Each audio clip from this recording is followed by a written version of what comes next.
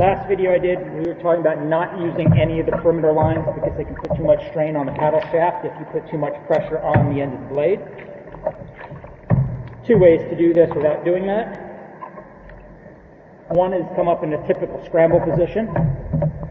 So I'm going to hold the paddle with the float on it away from the boat.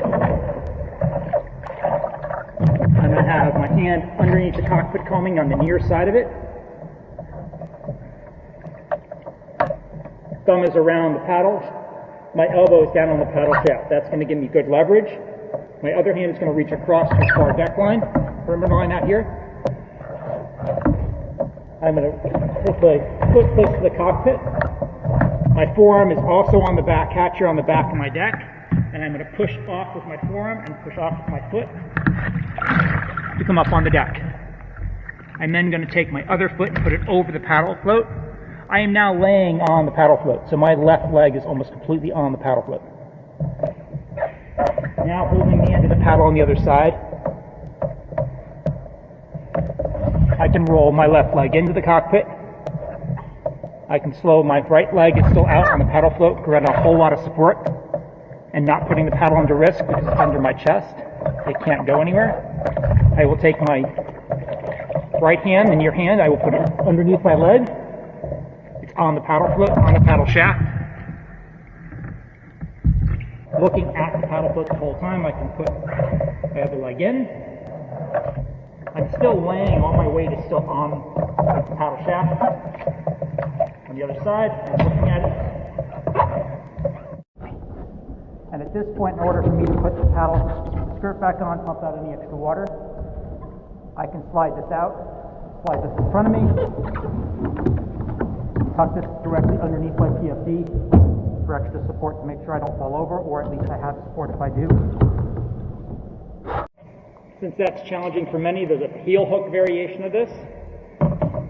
Again, what makes that work well and what makes the scramble work well is I have one hand on the near side of the boat, one hand on the far side of the boat, so I'm actually pushing down on both sides. If all your weight is on one side of the boat, it's more likely to tip. So in this case, I'm going to start on the other side of the paddle near the cockpit. I'm going to grab the perimeter line right behind the cockpit. That's the reason for having the tubes. I'm going to have the paddle out. Again, my arm is on the paddle shaft. Okay. I can now lay on that without putting extra support on it. My left leg gets hooked underneath. I will reach across to the other side of the boat. Push myself up. I still have a positive grip on both sides.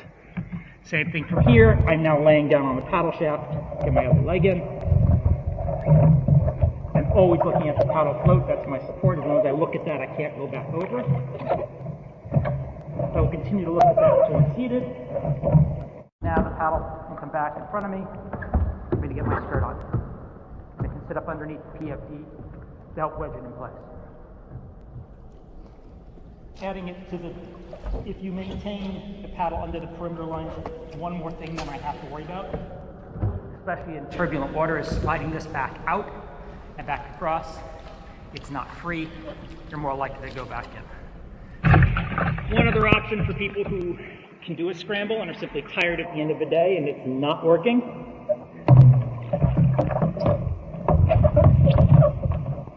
Set up the way you would for a regular scramble.